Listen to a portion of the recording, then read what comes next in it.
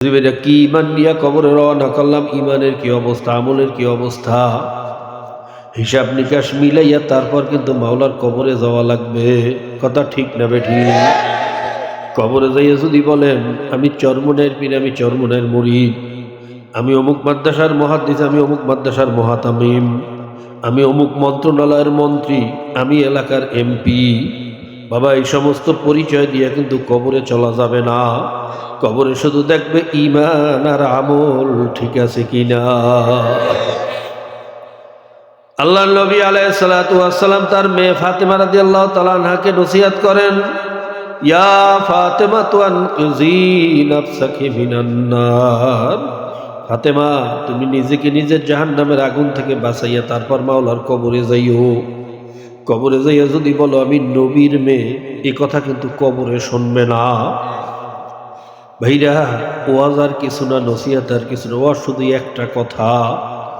আল্লাহ নবী যদি তার মেয়ে ফাতেমা রাদিয়াল্লাহু তাআলা আনহা সম্পর্কে সিকিউরিটি দিতে না পারেন, খাতুনে জান্নাত মা ফাতেমা সাইয়্যিদা শাবাবি আহলিল জান্নাহ, যারা যুবকদের সর্দারি করবে বেহেশতের ভিতরে, সেই হাসান হোসেনের মা ফাতেমা, শেরে আলী কাররামাল্লাহু ওয়াজহুর জীবন সঙ্গিনী সহধর্মিনী, তার প্রিয়তমা স্ত্রী ফাতেমা, সব কিছু বাদ দিলে আল্লাহর নবীর মেয়ে ফাতেমা। জোরে কান সুবহানাল্লাহ। ভাইরা, তা আবার কেমন নবী? সাধারণ কোন নবী না, সাধারণ কোন রসুল না। যেই নবীকে সৃষ্টি না করলে আমার মাওলায় বলে সারা দুনিয়ার একটা বালু কণাও বানাইতেন না। যেই নবী বেহেশতে প্রবেশ করা না করা পর্যন্ত কোন নবী রসুল বেহেশতে ঢোকার অনুমতি পাবেন না। ভাইরা, যেই নবীর উম্মত হওয়ার জন্য আগের জমানার নবীরা সবসময় মাওলার কাছে আফসোস করতেন, মাওলা রে, তুমি যদি আমাকে নবী না বানাইয়া তোমার হাবিবের উম্মত বানাইতা কতই না ভালো হইত। ভাইরা, যেই নবীর আকাঙ্ক্ষায় বেহেশত সব সময় মাওলার কাছে দোয়া করে,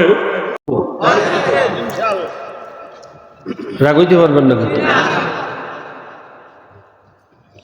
ইমানের ৭৭টা শাখা। ভাই ঘুমাইয়েন না, একটু লজে ছিল, অল্প সময় তো, অনেক লম্বা কথা। মৌলিকভাবে ৩ জিনিসের নাম ইমান। কয় জিনিস? ইকরার বিল লিসান, তাসদীক বিল জানান, আমাল বিল আরকান। মুখে স্বীকার করা, অন্তরে বিশ্বাস করা, কাজে কর্মে আমলে প্রমাণ করা যে আমি আমেরিকার দালাল। ঠিক। কাজে কর্মে কি প্রমাণ করতে হইবে? আমি আল্লাহ আল্লাহ রসুলের পক্ষে আছি, এইটা প্রমাণ করতে হইবে না আমি Abraham Lincoln, Mao Zedong, Lenin, Karl Marx, Russia, France, German, America একপক্ষে আছে? হ্যাঁ, তাহলে কাজে কর্মেও প্রমাণ করতে হইবে যে আমি আল্লাহ এবং আল্লাহ রসুলের সৈনিক, ইহুদি খ্রিস্টানের দালাল। এইবার আপনাদেরকে জিজ্ঞেস করি, আগেই বলছেন রাগ হইতে পারবেন না, আমাদের ইমানের অবস্থা কিন্তু পরীক্ষা করার দরকার আছে না? খালি ইবাদত করলে হবে? ইমানও তো পরীক্ষার দরকার আছে। আচ্ছা, 92 বা 93% মুসলমানের দেশ, বেসরকারি হিসেবে 95% মুসলমান।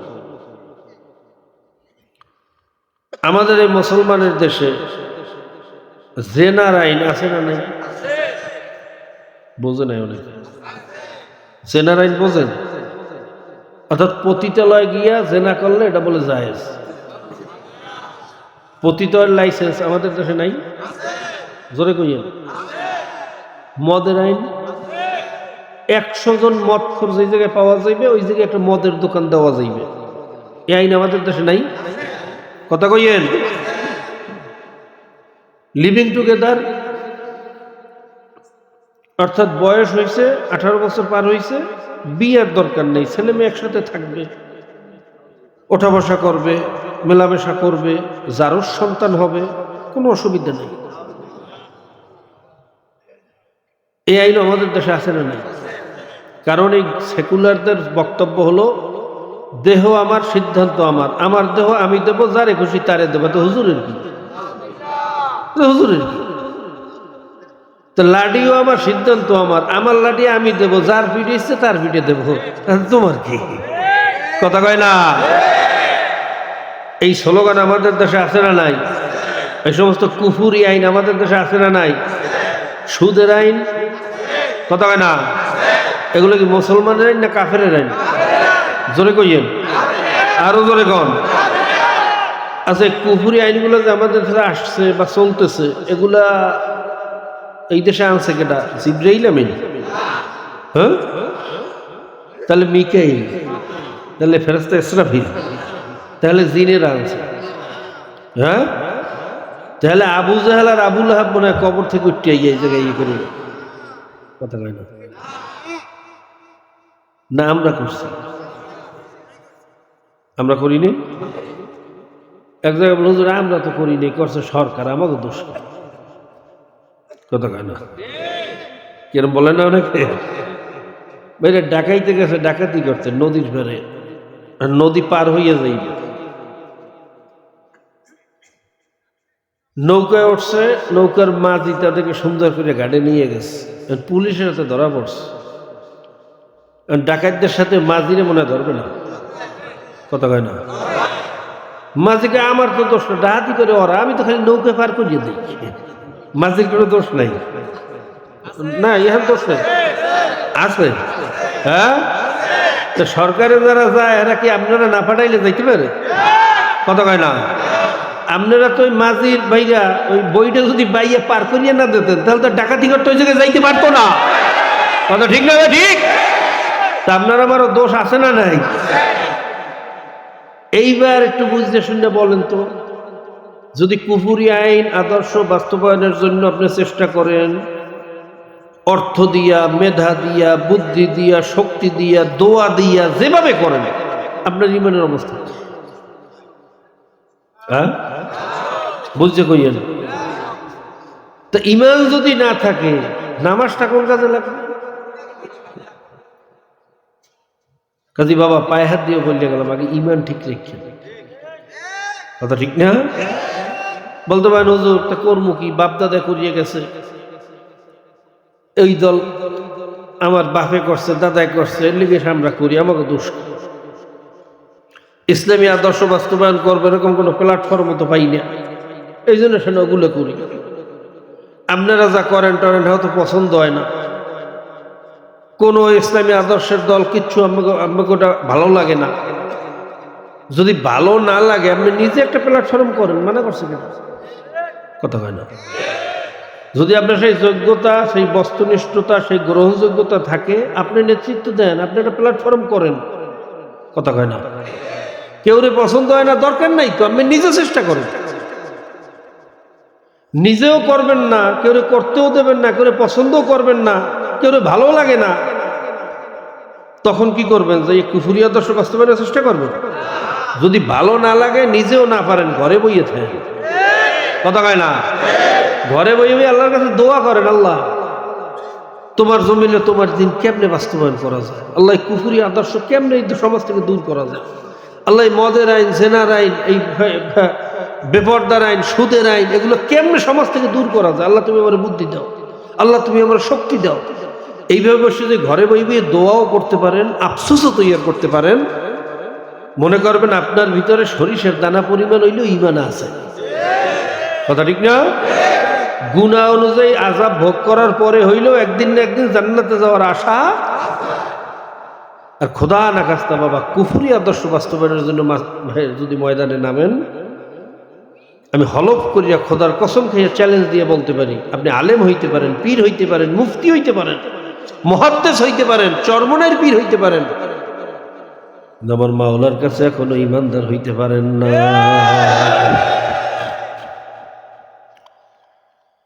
তুয়া আলেম সুদি, জায়েদ সুদি, পীর সুদি, মুফতি সুদি, মাওলানা সুদি, জুমলা সুদি, লেকিন মুসলমান সুদি। ভাইরা, আলেম হওয়া সহজ, পীর হওয়া সহজ, মুফতি হওয়া সহজ, মুহাদ্দিস হওয়া সহজ, কিন্তু আমার মালিকের কাছে মুসলমান হওয়া বড় কঠিন। কাজী ভাইরা কি ইমান নিয়ে কবরে রওনা করলাম, ইমানের কি অবস্থা, আমলের কি অবস্থা, হিসাব নিকাশ মিলাইয়া তারপর কিন্তু মাওলার কবরে যাওয়া লাগবে। কথা ঠিক না বেঠিক? কবরে যাইয়া যদি বলেন আমি চরমনের পীর, আমি চরমনের মুরিদ, আমি অমুক মাদ্রাসার মুহাদ্দিস, আমি অমুক মাদ্রাসার মুহাতামিম, আমি অমুক মন্ত্রণালয়ের মন্ত্রী, আমি এলাকার এমপি, বাবা এই সমস্ত পরিচয় দিয়ে কিন্তু কবরে চলা যাবে না। কবরে শুধু দেখবে ঈমান আর আমল ঠিক আছে কিনা। আল্লাহর নবী আলাইহিস সালাতু ওয়াস সালাম তার মেয়ে ফাতেমা রাদিয়াল্লাহু তাআলা আনহাকে নসিহত করেন, ইয়া ফাতেমা আনকিজি নাফসাকি মিনান নার। ফাতেমা, তুমি নিজেকে নিজের জাহান্নামের আগুন থেকে বাঁচাইয়া তারপর মাওলার কবরে যাইও। কবরে যাইয়া যদি বলো আমি নবীর মেয়ে, এই কথা কিন্তু কবরে শুনবে না। ভাইরা, ওয়াজ আর কিছু না, নসিহত আর কিছু না, ওয়াজ শুধু একটা কথা। আল্লাহ নবী যদি তার মেয়ে ফাতেমা রাদিয়াল্লাহু তাআলা আনহা সম্পর্কে সিকিউরিটি দিতে না পারেন, খাতুনে জান্নাত মা ফাতেমা সাইয়্যিদা শাবাবি আহলিল জান্নাহ, যারা যুবকদের সর্দারি করবে বেহেশতের ভিতরে, সেই হাসান হোসেনের মা ফাতেমা, শেরে আলী কাররামাল্লাহু ওয়াজহুর জীবন সঙ্গিনী সহধর্মিনী, তার প্রিয়তমা স্ত্রী ফাতেমা, সব কিছু বাদ দিলে আল্লাহর নবীর মেয়ে ফাতেমা। জোরে কান সুবহানাল্লাহ। ভাইরা, তা আবার কেমন নবী? সাধারণ কোন নবী না, সাধারণ কোন রসুল না। যেই নবীকে সৃষ্টি না করলে আমার মাওলায় বলে সারা দুনিয়ার একটা বালু কণাও বানাইতেন না। যেই নবী বেহেশতে প্রবেশ করা না করা পর্যন্ত কোনো নবী রসুল বেহেশতে ঢোকার অনুমতি পাবেন না। ভাইরা, যেই নবীর উম্মত হওয়ার জন্য আগের জমানার নবীরা সবসময় মাওলার কাছে আফসোস করতেন, মাওলা রে, তুমি যদি আমাকে নবী না বানাইয়া তোমার হাবিবের উম্মত বানাইতা কতই না ভালো হইত। ভাইরা, যেই নবীর আকাঙ্ক্ষায় বেহেশত সব সময় মাওলার কাছে দোয়া করে, আল্লাহ তোমার নবী কখন বেহেশতে আসবে। আল্লাহ, দুনিয়ার সমস্ত মুমিন মুমিনাত ভাইরা বেহেশতকে ভালোবাসে, বেহেশতকে আকাঙ্ক্ষা করে, বেহেশতকে পছন্দ করে। আর বেহেশত সব সময় আমার নবীর অপেক্ষা করে, কখন আমার নবী আসবে, কখন আমার নবী আসবে। ভাইরা, আমার নবীর মর্তবা আমি কেমনে বুঝাবো? আমার বুঝাইয়া বলার যোগ্যতা নাই। বেহেশতের ভিতরে ফি মাকাদি সিদকিন ইনদা মালিকিম মুকতাদির, মাকাদ সিদ নামক একটা জায়গার ভিতরে আল্লাহ পাক রব্বুল আলামিন সমস্ত জান্নাতীদেরকে নিয়ে একটা মাহফিলের আয়োজন করবেন। জোরে কোন সুবহানাল্লাহ। ওই মাহফিলের ভিতরে আমার মাওলায়ে কারীম নূরে জামালি হইয়া, ঠান্ডা আরামদায়ক নূর, যেই নূরের দিকে তাকাইলে চক্ষু ঝলসায় না, বেহুশ হওয়া লাগে না, এরকম আরামদায়ক নূর হইয়া সমস্ত জান্নাতীদের সাথে মাওলায় সাক্ষাৎ বাইরে দান করবেন। ওই মজলিসের ভিতরে একটা বিশাল স্টেজ থাকবে, 1 লক্ষ বা 2,24,000 পয়গাম্বার ওই স্টেজের ভিতরে উপস্থিত থাকবেন। ভাইরা, ওই স্টেজের ভিতরে চেয়ার থাকবে মাত্র 2টা, একটা হইল সভাপতির জন্য, আর একটা হইল প্রধান অতিথির জন্য। আর কোনো চেয়ারের ব্যবস্থা নাই। সভাপতিত্ব করবে আমার মাওলা লা ইলাহা ইল্লাল্লাহ, আর প্রধান অতিথি থাকবেন মুহাম্মাদুর রাসূলুল্লাহ। সবাই বলুন সুবহানাল্লাহ। ভাইরা, এই অনুষ্ঠানটা মাওলা কেমনে শুরু করবেন? আল্লাহ পাক রব্বুল আলামিন ফেরেশতা ইসরাফিলকে বলবেন, এ ফেরেশতা ইসরাফিল, তোমার কণ্ঠ তো আমি দরাজ করিয়া বানাইছি, তোমার সেই দরাজ আওয়াজে এই মজলিসে একটু হামদে বারি তালা পরিবেশন করো। সবাই বলুন সুবহানাল্লাহ। ভাইরা, আমরা যে ওয়াজ মাহফিলের মধ্যে হাম পড়ি, নাত পড়ি, কেরাত পড়ি, কোথায় পাইলাম, কোথায় শিখলাম? ওই বেহেশতের মজলিসের থেকে আমরা এটা শিখছি। সেই নমুনা অনুযায়ী আমরা প্রোগ্রাম করার চেষ্টা করি। আল্লাহ পাক রব্বুল আলামিন ফেরেশতা ইসরাফিলকে যখন বলবেন, ফেরেশতা ইসরাফিল একটা বাইরে হামদে বাড়ি তালা মাওলার প্রশংসার একটা খাজানা গাইয়া যখন শুনাইবেন, সমস্ত মজলিসটা স্তব্ধ হইয়া যাইবে। আল্লাহ পাক রব্বুল আলামিন বলবেন, হ্যাঁ নবী দাউদ, আপনার কণ্ঠ তো আমি দুনিয়ার ভিতরে সবচেয়ে সুন্দর করিয়া বানাইছিলাম। আপনার কণ্ঠের আওয়াজ তেলাওয়াত শোনার জন্য নদীর কিনারায় মাছগুলা জমা হইয়া যাইত, পাখিগুলা আপনার সুরের লোভ মূর্ছনায় সব মাথার উপরে জমা হইয়া পাগলের মতো খালি ঘুরত, আসমানটারে কালো বানাইয়া ফেলাইত, এমনকি গর্তের পিপিলিকা পর্যন্ত পাগল হইয়া আপনার সুরের টানে পাগল হইয়া আপনার দিকে দৌড়াইত। আপনার সেই জাদু মাখা কণ্ঠ দিয়া আমার মেহমানদেরকে একটু কোরআনুল কারীম তেলাওয়াত করিয়া শুনাল। বাইরে এক পলকে এক সেকেন্ডের ইশারায় নবী দাউদ আলাইহিস সালাতু ওয়াস সালাম 30 পারা কোরআনের হাফেজ হইয়া যাইবেন। এরপর সেই জাদু মাখা কণ্ঠ দিয়ে ওই মজলিসের ভিতরে সূরা তোয়াহা তেলাওয়াত করিয়া শুনাইবেন। সবাই বলুন সুবহানাল্লাহ। আল্লাহ পাক রব্বুল আলামিন বলবেন, হে নবী দাউদ, আপনার কণ্ঠ সুন্দর ঠিক আছে, কিন্তু যেই কোরআন আপনি তেলাওয়াত করিয়া শুনাইছেন এই কোরআন তো আপনার উপরে নাজিল হয় নাই। এই কোরআনের জন্য আপনি কোনো কষ্টও করেন না, কোনো সাধনাও করেন নাই। এই কোরআনের খেদমতের জন্য আপনি মাইরও খান নাই, দাঁতও ভাঙ্গেন নাই। এই কোরআন নাজিল হয়েছে আমার হাবিব মুহাম্মদের উপরে।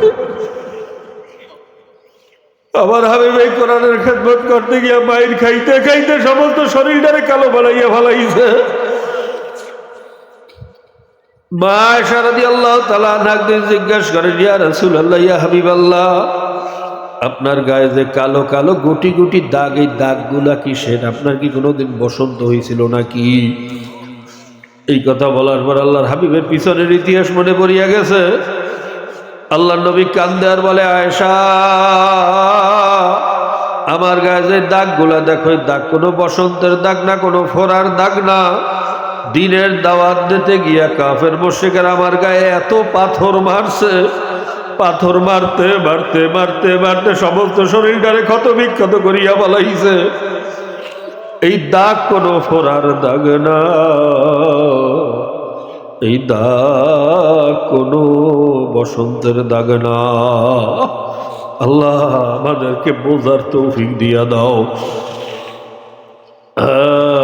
নবী দাউদ, আমার নবী এই কোরআনের জন্য মাইর খাইছে। কাঁচা দাঁত ভাঙ্গা সমস্ত জামাটা রক্তে লাল বানাইয়া ফেলাইছে। রক্ত গিয়া পায়ের সাথে আটকাইয়া জুতা খুলতে পারে না, জুতা শক্ত হইয়া পায়ের সাথে আটকাইয়া গেছে।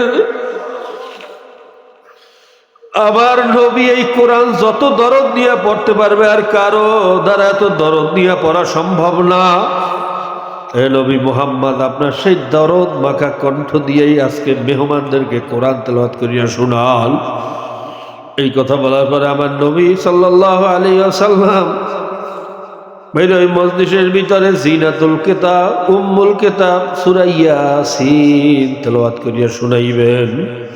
আল্লাহ পাক রব্বুল আলামিন বলবেন, হে নবী মুহাম্মদ, কোরআন আপনার উপরে নাজিল করছি ঠিকই, কিন্তু কোরআন তো আপনার কালাম না। কোরআন হইল আমি মাওলার কালাম। আমি জানি এই কোরআন কেমনে পড়তে হইবে। আমার মতো এত সুন্দর করে আর কারো দ্বারা পড়া সম্ভব না।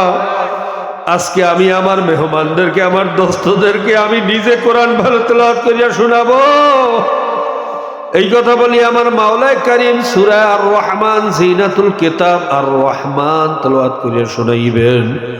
ভাইরা, দুনিয়ার ভিতরে আমরা আর রহমান পড়ি, আর রহমান আল্লামাল কোরআন। আর আমার মাওলা জান্নাতের ভিতরে সূরা আর রহমান পড়বেন, আনার রহমান আল্লামাল কোরআন। আমি সেই রহমান, আমি সেই রহিম, আমি সেই সত্তার, আমি সেই কারীম। দেখ আমারে যত খুশি দেখ, আর বেহুশ হওয়া লাগবে না। আয় আয় আমার তেলাওয়াত শোন, দেখ কোরআন কত মজা। ভাইরা, একদিকে মাওলার জবানের তেলাওয়াত, অন্যদিকে সারাবান তহুরা। হুর গেলমানেরা বেহেশতি জান্নাতীদের হাতে সারাবান তহুরা পরিবেশন করতে থাকবে। কারো হাতে মটকা থাকবে, কারো হাতে জগ থাকবে, কারো হাতে গেলাস থাকবে। কেউ মটকা দিয়া জগে ঢালবে, কেউ জগ দিয়া গেলাসে ঢালবে। হুর গেলমানেরা ওই বাইরা সারাবান তহুরা জান্নাতীদের হাতে হাতে পাইরে পরিবেশন করতে থাকবে। তফসিরের ভিতরে আসছে সারাবান তহুরা মাওলার এমনই একটা কুদরতি পানীয়, ওর এক ফোঁটা সারাবান তহুরা যার জিব্বার ভিতরে লাগবে, তার কলিজাটা মাওলার প্রেমে মাওলার ভালোবাসায় পাগলের মতো হইয়া যাইবে। একদিকে সারাবান তহুরা, অন্যদিকে মাওলার জবানের তেলাওয়াত, কি যে মজার হবে।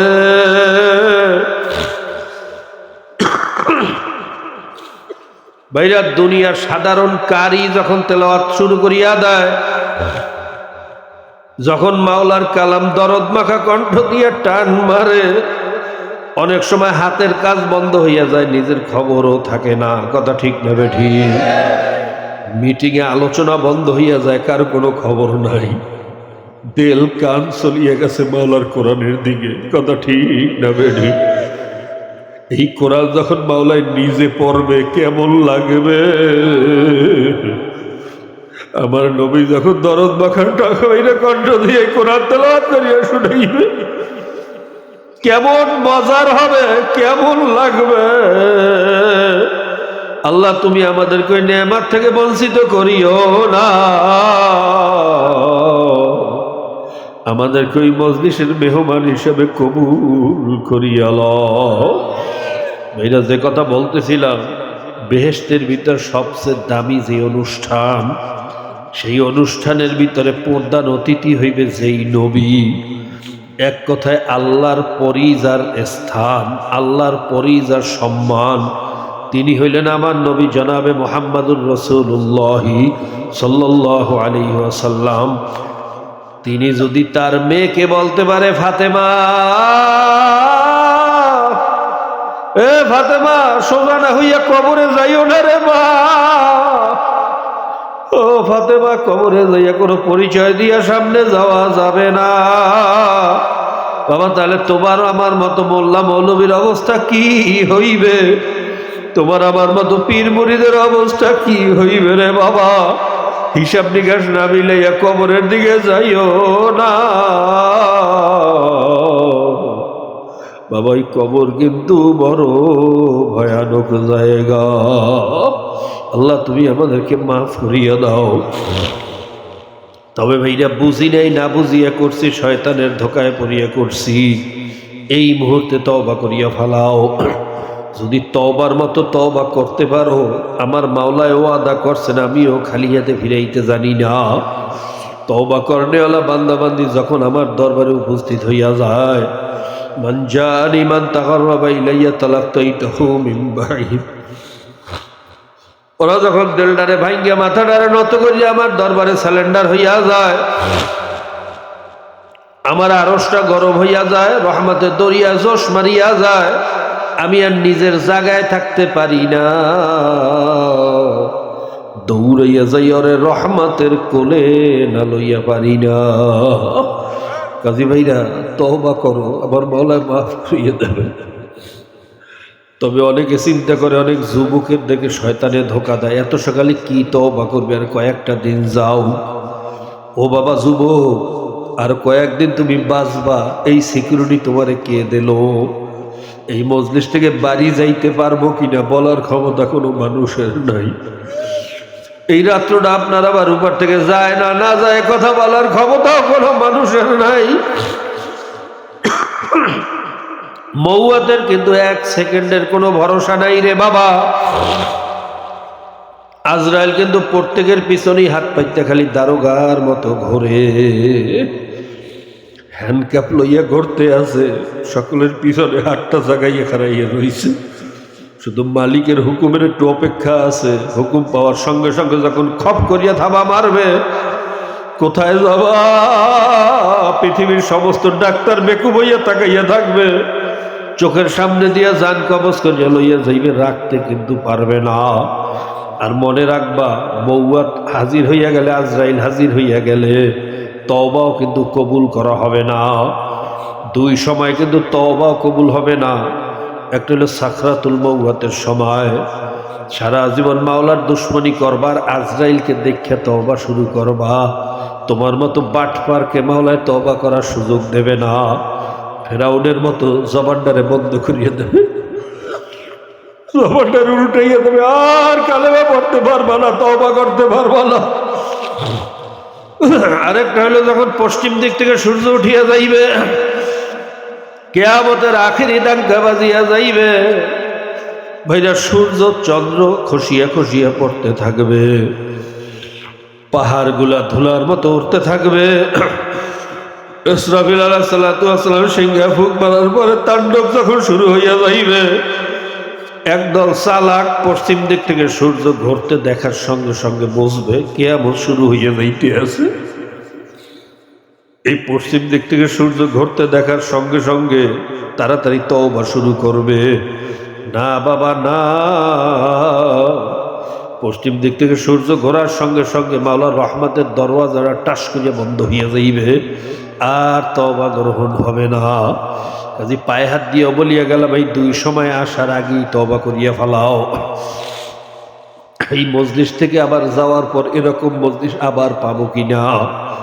এত সাদা দাড়িওয়ালা, এত জাকিরির, এত চোখে পানিওয়ালা, এত কলবওয়ালা, এত হক্কানি আলেম, এত ভাইরা জাকিরির শাকিরির, এত হাফেজ, এত ভাইরা তলেবে এলেম, এরকম মজলিস আর কোনোদিন পাবো না। না পাবো বাবা, তোমারও জানা নাই, আমারও জানা নাই। তবে ভাইরা যদি তওবার নিয়ত করিয়া মাওলার দরবারে বাইরে চেষ্টা করতে পারো। হাদিসের ভিতরে আসছে, এক গুনাহগার বদকার তওবা করার নিয়তে বের হইছে, আলেমের দরবারে যাওয়া শুরু করছে। ভাইরা ঘর থেকে বাহির হওয়ার পরে পথের মধ্যেই তার মালাকুল মওত হাজির হইয়া গেছে। তওবা করার সুযোগ আর পায় না। জান্নাতের ফেরেশতারা হাজির, জাহান্নামের ফেরেশতারাও হাজির, জান নিয়ে টানাটানি শুরু হইয়া গেছে। জান্নাতের ফেরেশতারা বলে, ও তো তওবা করতে রওনা করছে, ওর জান আমরা জান্নাতের ফেরেশতায় পাবো।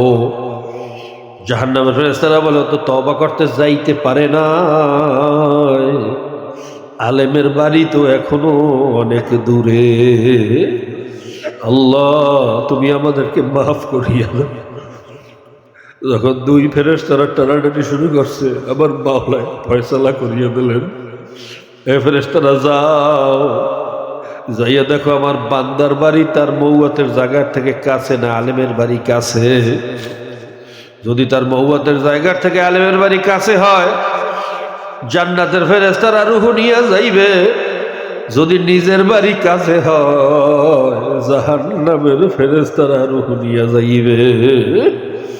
ভাইরা বাস্তব পক্ষে আল্লাহ ওই বেচারার ভাইরা নিজের বাড়ি ছিল কাছে, আলেমের বাড়ি ছিল দূরে। যেহেতু তওবার জন্য রওনা করছে, দিলের ভিতরে জ্বালা শুরু হয়ে গেছে। আমার মাওলা গোপনে জমিনকে হুকুম দিয়া দিলেন, হ্যাঁ জমিন, আলেমের বাড়ি কাছে হইয়া যা, নিজের বাড়ি দূরে হইয়া যা। জমিন, আমি ওর দিলের দিকে তাকাইয়া রইছি, ও বড় তাই। ভাইরা যদি তওবা করার নিয়ত করিয়া মাওলার দরবারের সামনে আগাইতে পারো, আমার মাওলা যে কোনো এক উসিলা ধরিয়া মাফ করিয়া দেবে। ফেরেশতারা যখন মাপে দেখলো ভাইরা আলেমের বাড়ি কাছে, জান্নাতের ফেরেশতারা রূহ নিয়ে গেল। পায়ে হাত দিয়ে বলিয়া গেলাম, তওবার রাস্তায় হাঁটো, তওবার রাস্তায় হাঁটো, আমার মাওলায় কবুল করিয়া নিতে পারে। ভাইরা কাজী ভাইরা আজকেই জীবনের শেষ সুযোগ মনে করে একটু তওবা করিয়া ফেলাও। আমার জন্য দোয়া করো, আমিও দোয়া করি, মাওলা যেন তার গোলাম হইয়া কবরে যাওয়ার তৌফিক দেয়। প্রত্যেকের জন্য একটু ভালো করিয়া দোয়া করেন, কারণ বর্তমান যুগে বাবা মাওলার খাস মেহেরবানি ছাড়া ইমানের উপর টিকে থাকা বড় কঠিন। এত ভয়ঙ্কর ভয়ঙ্কর ধোঁকা, একমাত্র মাওলার মেহেরবানি ছাড়া এই রাস্তায় ঠিক থাকা সম্ভব না। কাজে বেশি বেশি মাওলার কাছে দোয়া করো, আমার জন্য দোয়া করো, আমিও দোয়া করি। আল্লাহুম্মা আমিন।